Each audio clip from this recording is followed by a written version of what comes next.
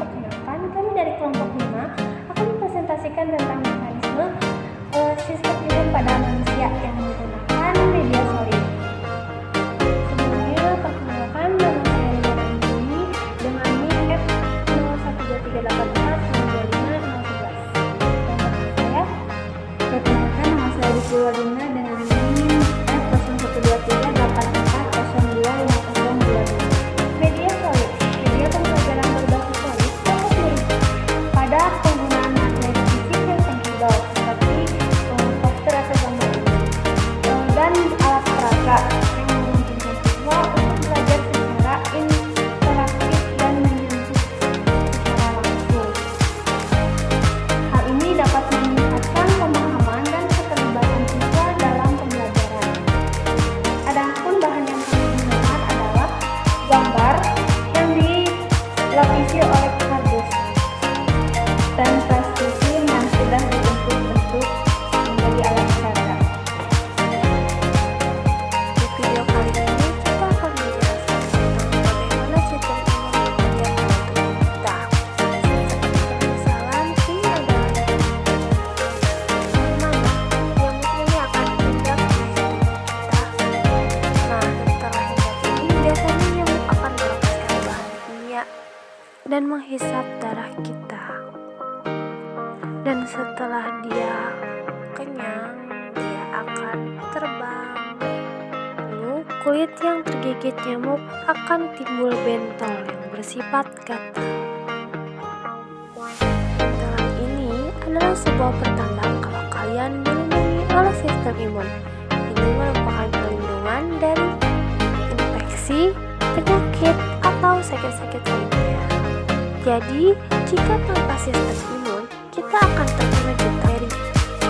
Karena penyakit kecil saja akan berdampak besar bagi kita. Flu kecil saja akan menjadi sangat mematikan.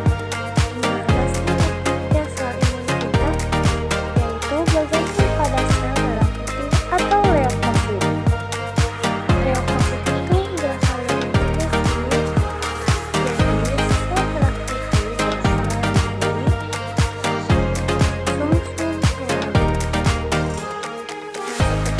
seperti ini adalah sumsum tulang. Sumsum tulang merupakan jaringan lunak yang berada pada tulang besar. Sumsum tulang ini berada di dua bagian, yaitu tulang belakang dan tulang panggul.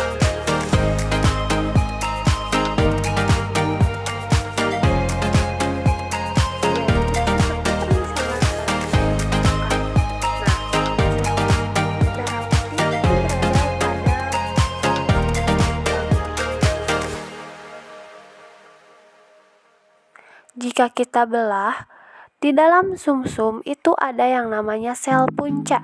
Sel punca adalah sel awal yang mengalami perkembangan sebelum menjadi sel darah merah, sel darah putih, dan keping darah. Kan sel darah putih berada pada sumsum tulang, tapi sel imun berada di seluruh tubuh manusia. Lalu bagaimana kaitannya dengan sel darah putih?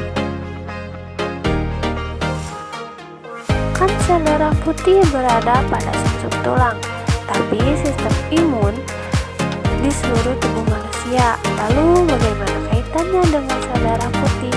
Jadi setelah dari sumsum tulang belakang, dia akan mengalir ke darah dan sistem limpatik seperti pada gambar yang berwarna merah.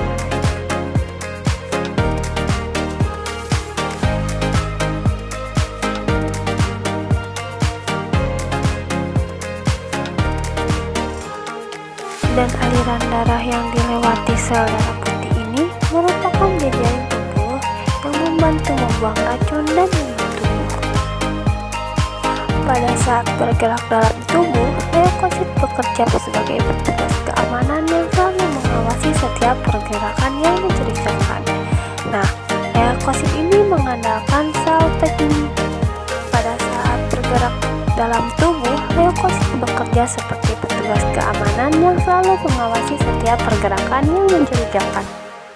Nah, leukosit ini mengandalkan penanda yaitu antigen, yaitu penanda molekul pada patogen, dan penanda asing lainnya yang menandakan keberadaan kuman.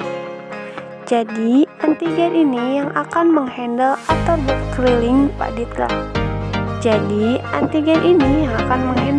berkeliling di tubuh manusia. Misalkan di tubuh kita terdapat racun, bakteri, dan kuman. Pada hitungan menit, leukosit akan bisa mendeteksinya, seperti nyamuk yang menggigit kita. Racun nyamuk akan mengalir di tubuh kita. Antigen akan bisa mendeteksi di tubuh kita, dan racun dan bakteri akan terhempaskan. Misalkan ini adalah bakteri-bakteri dalam tubuh kita. Respon imun berbeda-beda dalam menghadapi ancaman. Respon imun berbeda-beda dalam menghadapi ancaman, ya teman-teman. Leukosit dibagi menjadi dua untuk mengatur kekebalan tubuh manusia, yaitu ada fagosit dan limfosit.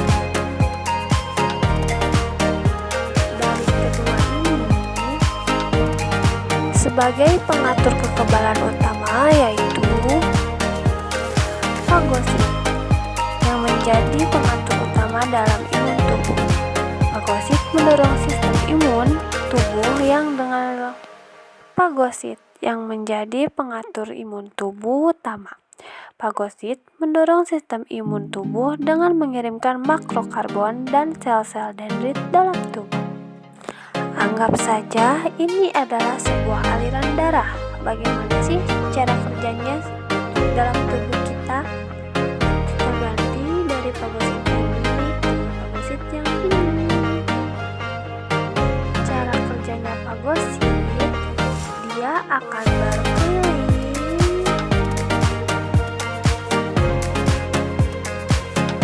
dan jika bertemu dengan virus, bakteri, dan lain-lain, dia akan memakannya.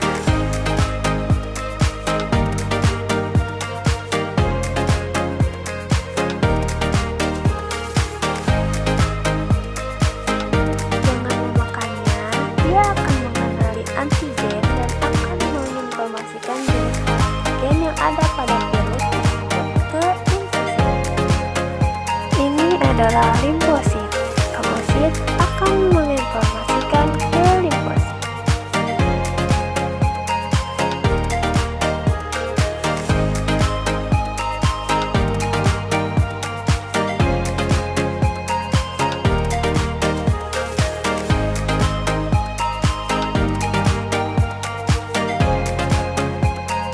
Fagosit dibagi menjadi dua, yaitu sel B dan sel T.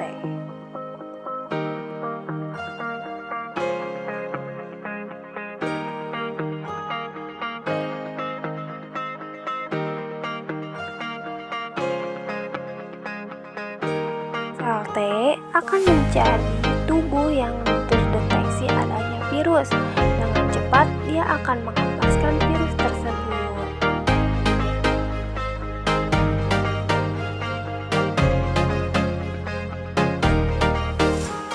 Lalu, sel T dan sel B ini akan membentuk sebuah antibodi. Ini adalah sebuah antibodi. Antibodi ditujukan untuk membunuh kuman atau yang membandel pada tubuh kita. Misalnya seperti itu. Jadi, ketika kita sudah dilindungi antibodi, maka tidak perlu khawatir, karena dia akan menyerang patogen-patogen, virus-virus yang jahat yang ada pada tubuh kita. Antibodi membasmi virus-virus cara menyerangnya sampai kalah.